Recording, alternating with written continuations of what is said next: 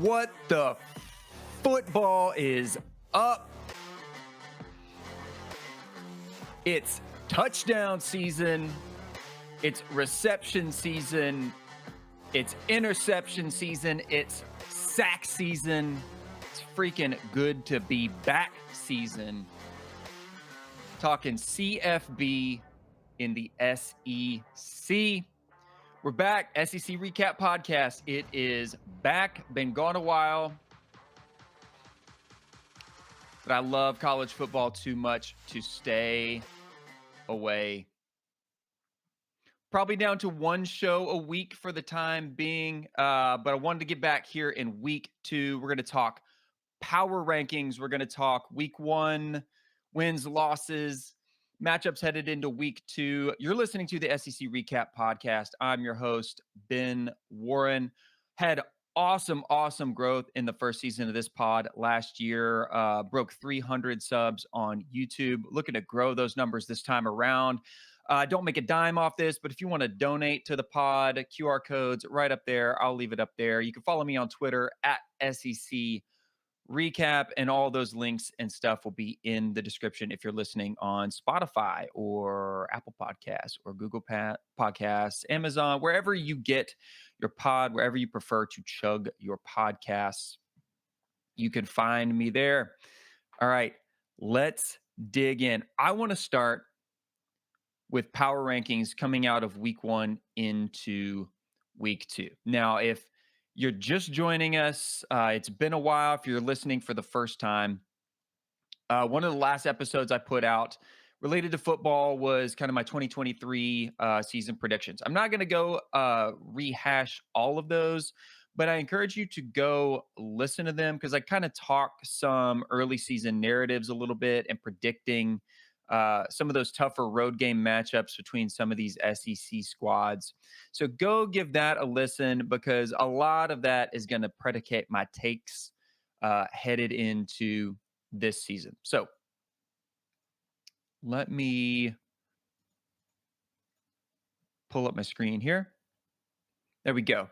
So just on my website here, secrecap.com. I also put this out on my Twitter.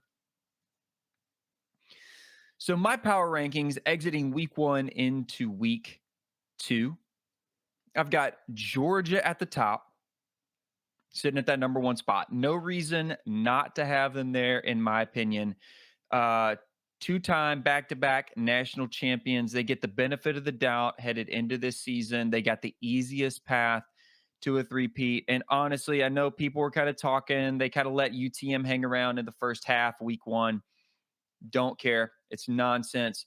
They're rolling until proven otherwise. Number 2. Now, here's where a lot of people preseason were putting LSU, defending West champs, although they were a 9-3 West champ. I never had them there. Go back and listen to my early 2023 predictions. I never really was going to have LSU at that number 2 spot. They still have a lot to prove. Brian Kelly's got a lot to prove, in my opinion. So I've got the Alabama Crimson Tide. Now, biggest narratives, right? Alabama doesn't have a quarterback. Who's their quarterback? Quarterback controversy. Well, it sure looked like they had a quarterback. Jalen Milroe, athletic freak. I think they're going to be just fine at quarterback. Now, how does the rest of the team stack up around that? Is it championship caliber? I mean, we'll see. There's a lot of football to play. I think Texas will be a good test here in week 2, but I think we could put that quarterback controversy nonsense to rest. Tied a strong number 2 in my power rankings. Number 3, Tennessee Vols. They were number 2 in the East. Whooped Clemson in the Orange Bowl. They were a top 10 team to finish the season. They get the benefit of the doubt. They look great in their season opener. That defense looked so much better. I'm not going to say they looked elite. It was Virginia after all, but my goodness, they looked more athletic. They looked deeper. They rotated a lot of dudes in and out. They looked stronger. They looked faster. So if that defense can even be a top 50 defense this year, with that offense, I think Joe Milton's going to be great. They will be just fine. No problem putting Tennessee at the number 3 spot. Number 4, I got Texas A&M Aggies still don't know what they're going to be. They look great. Golly, Connor Wegman looked awesome week one. Who'd they play? New Mexico, 52-10. Wegman threw for 236.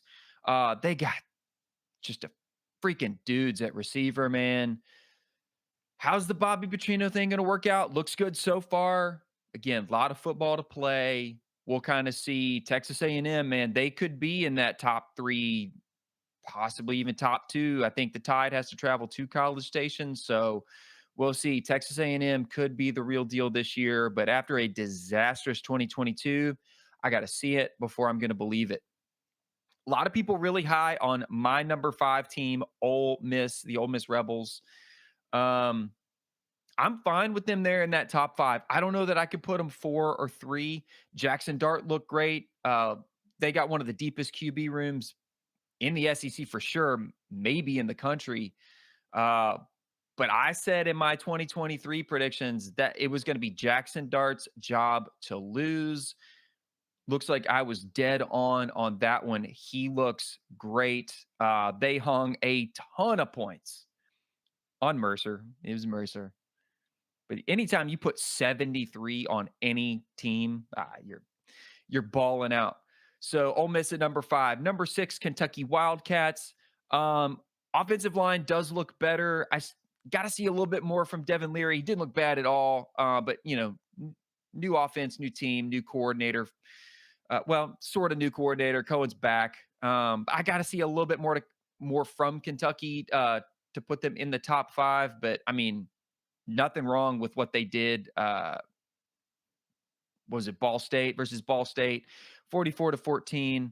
I think they're on the right track for sure. Number 7 in my rankings, Arkansas Razorbacks. Boy, KJ Jefferson looks awesome. My favorite play was when one of the linebackers came in to make a play on him, Western Carolina, and just bounced right off of KJ, and he kind of rolled out a little bootleg or something to the left and hit a receiver just a few yards down the sideline. I like Arkansas. They got a tough schedule, always tough on the road, especially in the SEC West. But I'm high on the Hogs right now. Okay, my number 8 pick. I got to take a sip of coffee for this one. Okay. Number 8, I'm putting the LSU Tigers. A lot of people were really high. They were drinking that purple Kool-Aid down in Baton Rouge. A lot of national media saying that this was it. They were going to contend for a national championship this year. Behind Georgia, they were going to be the number 2 team, and I was just never there. I think they're a great team. I think they're a deep team. I think they're a talented team, but they are still reliant, I think, on too many portal players at key positions. Number 1, Jaden Daniels. I think Daniels is a great QB, but he's the downfield passing, I don't know, man. It's just not all there. I think Nussmeier is a little bit stronger there. We saw a little bit of it versus Georgia when they were just having to chuck the ball down the field after Daniels had to exit that game. I think Nussmeier just gives them a little bit more down the field capability. That Florida State defense was so athletic, so dynamic. They were all over the field. LSU could just not get anything going. And then defensively, look, I know Travis Hunter is a great quarterback, but LSU's got dudes on defense. Dudes on defense. What were they doing? And LSU they looked outcoached. They looked tired. They looked tired in the third quarter, fourth quarter. They looked gassed. Florida State just outplayed them. I know it's a top 10 team, but LSU, I mean, God, you were like number 4, number 5 in the country, man. You just expected so much more from that. Kind of embarrassing. Is it over? No. Is their season done? No. But is their margin for error razor slim? Yeah. You don't really have you don't have room for 2 SEC losses, man. I don't think you're going to sneak to the top of the SEC West with 2 conference losses this year. That you got lucky last year. But you got to go to Tuscaloosa this year. You got to play a really good A&M team this year, I think. We'll see. A good Ole Miss team this year, I think. A good Arkansas team this year. I mean, You got your work cut out for you if you're LSU, man. It's not over. It's not over. You got all the talent in the world, still turning around. All the parallels from last year and that opening season loss, right? But you don't have a ton of room for mistakes. So you got to turn it around. You got to turn it around fast. I'm not putting LSU based on what I've seen with the eye test even near the top 5 in the SEC right now, though. I got to see a big turnaround before they can move. But it's week 1, week 2. Things are still really volatile. Number 9, I got Auburn. I think they look great in their opener. Love the way they used Robbie Ashford in the red zone. That's what Hugh Freeze is good at, is maximizing talent. They're still reliant on a ton of transfer portal talent. But I thought Peyton Thorne was, there's reasons to be optimistic there. The way they're using Robbie Ashford and his athleticism in the red zone, kind of in that like, 06, 08 Tim Tebow style style role. Reasons to be optimistic for Auburn. You know, can they steal a win that they're not supposed to? We'll see. Because there's still some question marks there, but uh, a lot of reasons to feel a lot better about the Auburn Tigers this year compared to the last 2 seasons under the former guy. At number 10, I got Mississippi State, the Bulldogs. Now, when I posted these power rankings, I got a comment. Hold on, sip of coffee. I got a comment that everybody always hates on State. I think that was on my Facebook SEC recap page. Everybody's hating on State. They get no love, but they're going to prove everybody wrong. Listen, I'm not hating on State. I got actually some personal ties to Mississippi State. Believe it or not, got no hate or no disrespect against Mississippi State at all. But new head coach, new offensive system. It's not the air raid anymore. It's a new offensive attack. They're running the ball more. Zach Arnett's a defensive guy. Can the offense kind of match what he wants to do defensively and vice versa? Is it going to be more complementary than it has been in the past? Anytime you're installing a new system, which is dramatically different than what a lot of these guys have played in for the past 2, 3, sometimes even 4 years,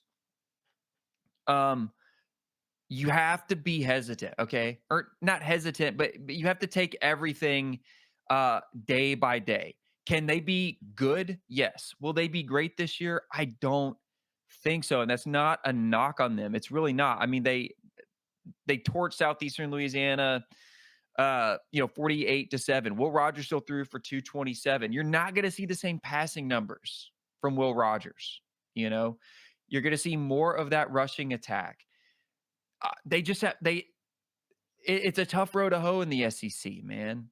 With a first year coach, I think worry about getting through the season, getting to a bowl game, look good, finish good, play hard, win the games you're supposed to win, and be competitive in the games that you're not favored. They've just got a lot to prove. Mississippi State has a lot to prove. I absolutely do not hate or have no disrespect towards the Bulldogs. It's tough.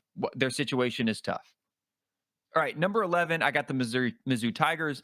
A lot of people really high on them for that defense. I think Brady Cook showed a lot of promise last year, way more athletic, I think, than I gave him credit for early in the season last year, and a lot of people gave him credit for early in the season last year. But he looks great. That defense is flying around. I think they could give people a lot of problems this year.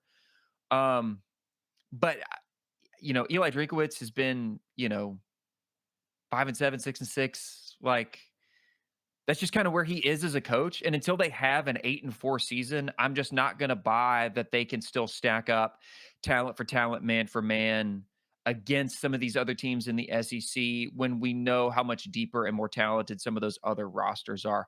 Like, stack Missouri up against Georgia. I know they had that fluky close game in Columbia last year, but that was a one-off. That's not what we saw from them week in, week out. We saw them get blown out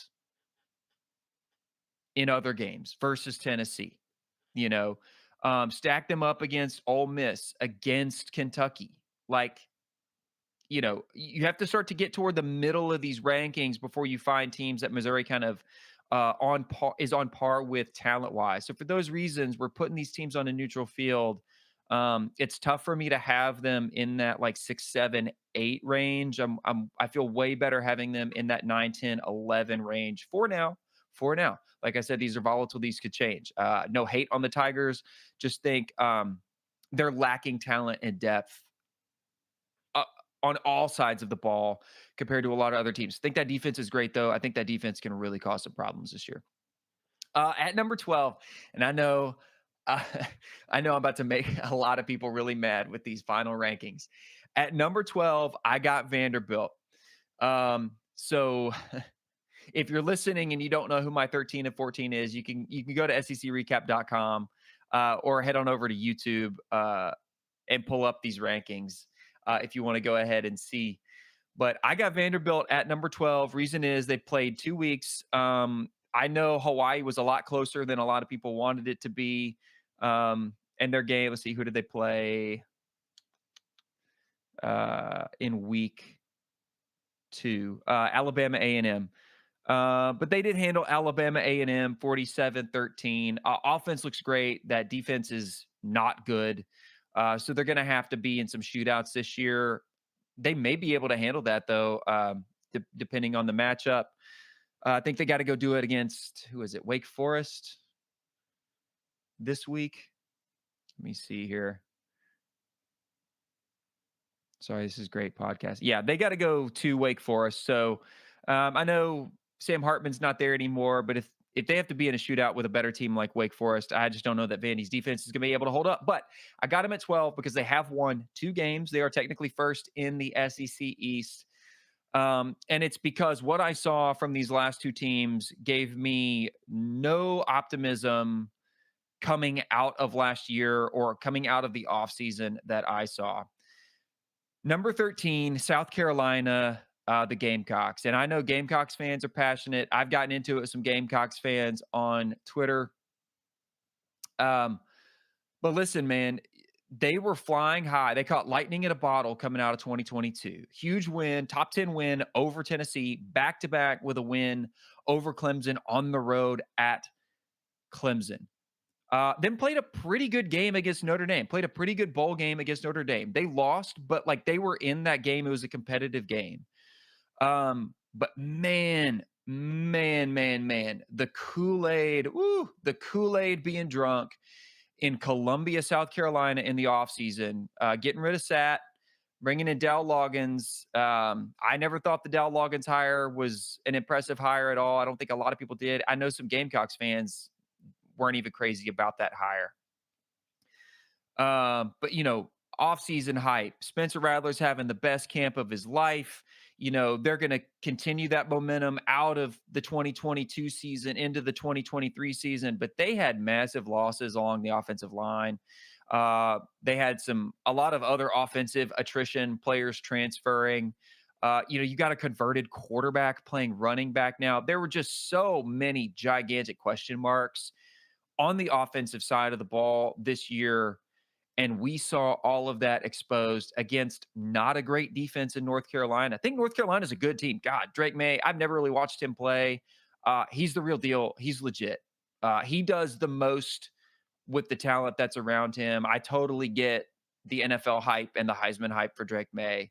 And Spencer Rattler played really well. For being under that much pressure, Spencer Rattler, like throwing for like 300 yards, 350 yards, in a 2-touchdown loss, but they just got nothing going on the ground. Offensive line gave up 9 sacks. N-I-N-E,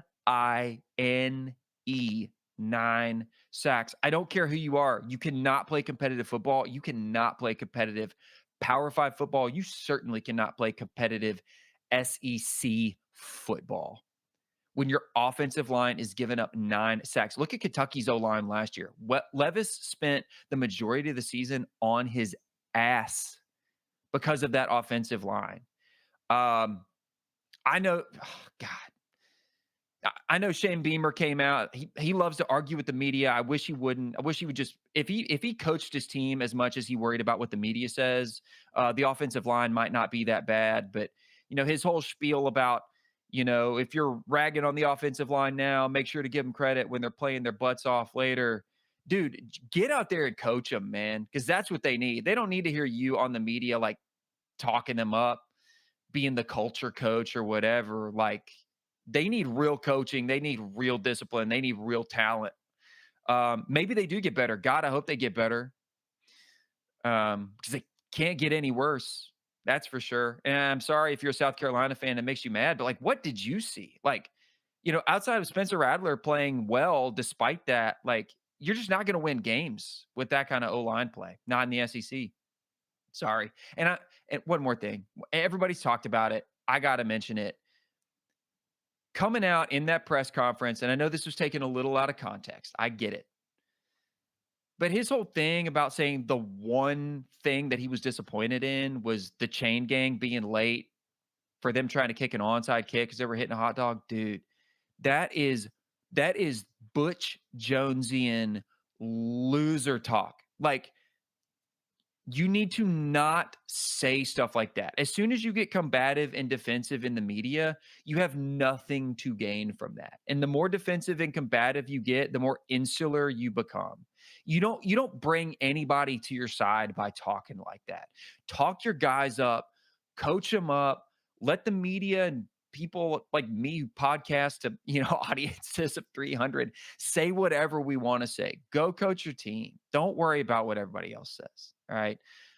Gamecocks got to get better, but they are better than my number 14 team, the Billy Napier coached Florida Gators that we saw get embarrassed on the road at Utah. I know Utah is a top 14 team, but they had a walk-on quarterback who on his opening play threw a 70-yard touchdown bomb. Okay. Florida's offense looked sluggish, slow. There was no rhythm, no run game. Graham Mertz looked out of rhythm. Defense looked slow, sluggish, out of rhythm. Dude, coaching errors, the two number threes on special teams. Like, God, man, sloppy, sloppy, sloppy. I'm going to say the same thing about Florida that I said about LSU.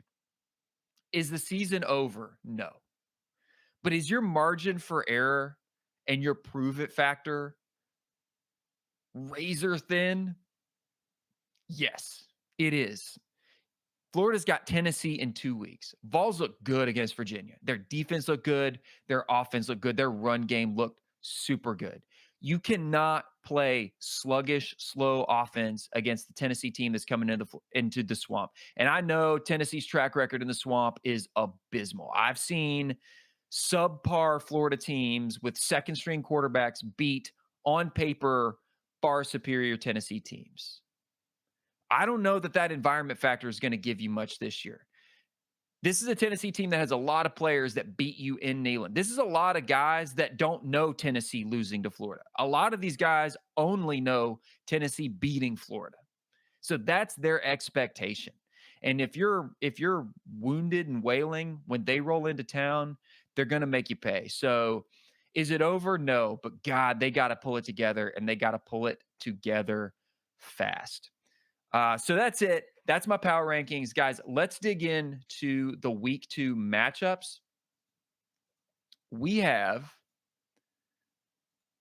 in the order of games, Vanderbilt headed into Wake Forest. And I think what I want to do here is just kind of do a little pick 'em, just a straight up pick 'em, and maybe a pick 'em against the spread.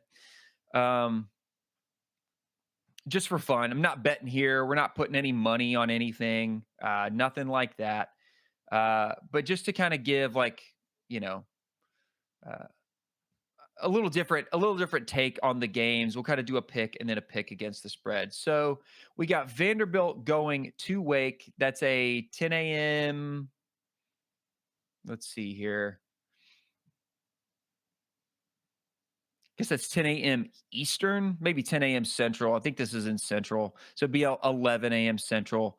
The line is Wake -10, over under 55. Wake Forest is heavily favored. I like Vandy's offense, like I said. But at home, at Wake Forest, I think Wake gets it done here. And I actually like I Vandy's defense is just not good. Playing on the road, I think give me Wake to cover the 10. I'll take Wake to cover the 10. Um, yeah. All right. Next up, we got Ball State going to Georgia. I think Georgia is this is an 11 a.m. kick. I think Georgia is favored by like 42.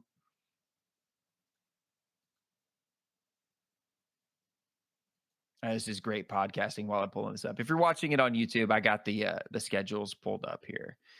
Yeah, Georgia basically by however many they want. It's at Georgia. Um, the over under is 52. Georgia's favored by 42. Give me Georgia by however many they want. I'll take Georgia to cover the 42. All right, next up we got Eastern Kentucky at Kentucky. This is a 2 p.m. kick. Kentucky, there's not even odds on this game according to ESPN. Uh, give me Kentucky by 30. I'll take Kentucky by 30 at least. Next we got one that I think is super interesting. Ole Miss at Tulane. Tulane, a super hot team coming out of the 2022 season. They did have that big win over USC in I believe it was the Cotton Bowl. So Ole Miss actually favored on the road at Tulane, which they should be. But that line is 7 and a hook. Um, you know, I like the way Ole Miss's offense is playing. I think it's going to come down to Ole Miss just getting the stops on that Tulane offense. But I like Ole Miss on the road. 7.5 is a really good line. I think I'm going to lean over under 67. Good Lord. Give me Tulane to actually cover. I think this one could be close. I think this one could be really close. So I will take Tulane to cover the 7.5. I think about a touchdown or less is where I would have this one. Really great SEC matchup here. Texas A&M going on the road to Miami. This is a 2:30 p.m. kick. Texas A&M slight dog at Miami. Well, according to ESPN's FPI, Caesars has them favored by 4. I like Texas A&M in this one. They should be able to handle Miami if what we saw from Connor Wegman kind of carries over and all that talent they got on the defensive side of the ball shows up. So actually give me Texas A&M to cover this one. An over under of 51, Texas A&M by 4. I think they could win this one by a touchdown. No prob.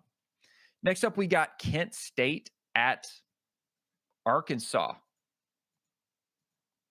Arkansas, of course, the favorite. Line on Arkansas minus 38, over under 58.5. Arkansas should have no problem here. It's at home.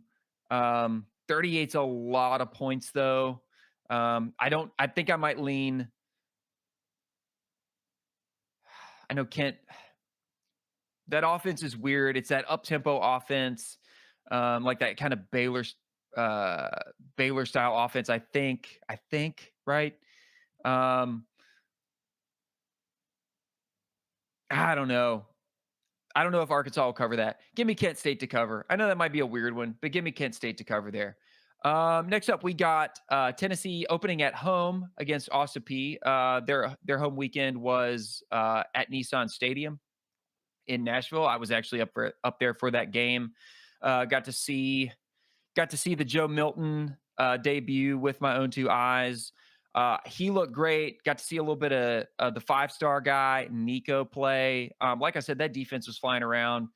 4 p.m. kick here for Tennessee. There's not even odds on this game. Tennessee should have no problem handling the Governors. I think they'll win by as many as they want to. Maybe Austin Peay gets a field goal or a touchdown against the bench late in the fourth quarter, but I expect to see a lot of the depth players from Tennessee in this one, and they probably run up the score into the 50s or 60s. Uh, Game of the day, really here. Texas at Alabama. We saw Alabama go on the road to Texas last year. Alabama, the strong favorite according to ESPN's analytics. They're my favorite in this game. They're favored by a touchdown. I think this will be a good test for them. I know Alabama owes a lot of its recent offensive success to the Sark years there in Tuscaloosa, but I'm just not sure Texas really stacks up against Alabama, especially not at Bryant Denny. I like Alabama in this one, and I like them by more than a touchdown. So I will take Alabama to cover that spread. Then we got Middle Tennessee going on the road to Missouri. I like the Missouri defense. Um, Strong favorites in this one, according to ESPN. 89% favored to win. The line is minus 21 for Mizzou. Middle Tennessee is one of those teams that can sneak up and bite you if you're not looking. But with Missouri's defense playing as well as they are and offensive looking pretty good as well, I don't think the Tigers should struggle. I'm not sure about that 21 points, though. With an over under of 48, I think I like Middle Tennessee to cover the 3 scores there. Um, Next up, we got Grambling State going on the road to Baton Rouge to play the LSU Tigers. This is definitely a get-right game for Brian Kelly and the Tigers. It's a 6:30 p.m. kick. I know that Brian Kelly will probably talk this up and say, yeah, this is a really good team, blah, blah, blah. I don't think anybody expects this to actually be a game for LSU. Um, LSU buy as many as they want. They need to work out those kinks on offense, maybe get Nussmeier some play here. I would expect to see a lot more of him, and then figure out some stuff on the defense to get Harold Perkins involved. McNeese at Florida. That's a 6:30 p.m. kick as well. This is a big time get right game for Billy Napier and the Florida Gators. There's not even a line on this game, so the Gators should handle them. It's in the swamp on their home turf. Um, we'll see if they can get that run game going, work out some of those coaching and procedural errors that plagued them against Utah. Florida by as many as they want here against McNeese. Sneaky good matchup. Arizona coming to Mississippi State. Do not think that the Wildcats are ready for them cowbells. Mississippi State, a strong favorite here, but this is one of those games that's kind of darned if you do, darned if you don't. I say that because Mississippi State is favored to win, and that's the expectation. They're a 9-point favorite at home against a 1-0 Arizona Wildcats team. But you're expected to win this game. You're the SEC team. You're the home team. You got that home field advantage, that great home field advantage at Davis Wade. You're expected to win that game. So if you win, it's kind of like, yeah, that's what we want you to do. It's what you're supposed to do. But if you lose or it's closer than that 9 points, all it brings is scrutiny, right? So if you're the Bulldogs here, you got to come out with a statement win. You got to give Zach Arnett a statement win. And I think they can do that. So I actually like Mississippi State better than the 9 points here with an over-under of 60.5. Give me the Bulldogs by at least 10. I think they can cover by at least 10. All right, next up, we got a get-right game. Yet again, another 6:30 p.m. kick. This is Furman at South Carolina. Shane Beamer kind of talking up Furman. They were the only team, I believe, out of South Carolina to win a game in opening weekend. This is a team that has a lot of experience playing football, but this is not a team that should challenge in any meaningful aspect an SEC team like South Carolina. So South Carolina is, according to ESPN's FPI, 93% favorites to win. There's not even odds on this game. South Carolina at home in Williams-Brice for a night game should handle Furman by as many as they want. What happens on that offensive line? I think they need to work out some of those issues. I think they need to get the run game going a little bit more. Spencer Rattler, Xavier Leggett looked really great. Get DeCarry and Joyner going. Like, get the run game going. Open up a little bit more stuff. This is your time to work that out because where do they go in week 3? On the road to Georgia. You gotta get some stuff right this week if you're South Carolina. It's Furman. This is your chance. I wanna see him do it. Then we got the Pac-12 after dark game. Auburn Tigers having to go on the road to Cal. It's a 9:30 p.m. Central Time kickoff. My God. I won't be staying up for that one, but if you're an Auburn fan, best of luck to you. I'll see you on the other side.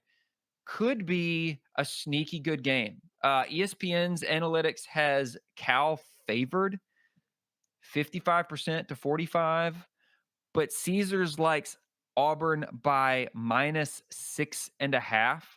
So I think this could be a pretty close game. I know a lot of Auburn fans out there think they should walk in and handle this, but a night game while you're traveling to the West Coast, that's late to be playing if you're Auburn. That's a long time to travel out there and be up with your biorhythm kind of being off a little bit or pushed back 2 or 3 hours. So all those factors considered, Auburn should win this game.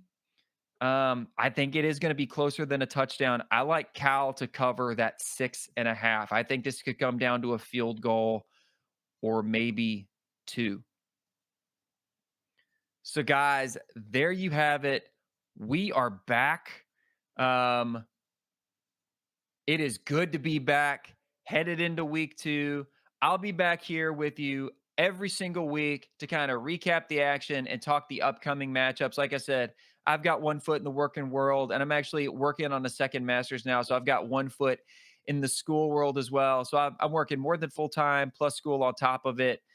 So those game previews and the SEC matchups of the week, like I was doing last season, those might not happen. But if I can sneak in a bonus episode every now and then, especially if there's a big time SEC game, I'll try to do that. But be on the lookout for me once a week, typically around middle to late week, Thursday, Friday, to recap the action, talk power rankings, talk week 2 matchups. I'm here for it. Real quick, follow me on Twitter at SEC Recap. Donate to the pod. I've left it up there if you're watching on YouTube. Those links will be in the description. Check out all my content on secrecap.com. Like, subscribe, get notified for new episodes each week. I'm always thankful to those of you on YouTube. That's where we've had the most explosive growth. So I want to keep that going. Share on Facebook, share on Twitter, TikTok, Instagram, wherever. And if you just prefer to chug your podcast rather than get them in video format, you can do that through Spotify, Apple, Google, Amazon, anywhere you prefer to get your podcast. Guys, thank you so much. Can't wait for week 2 action. I'll be back here next week to recap it all on the SEC Recap. Peace.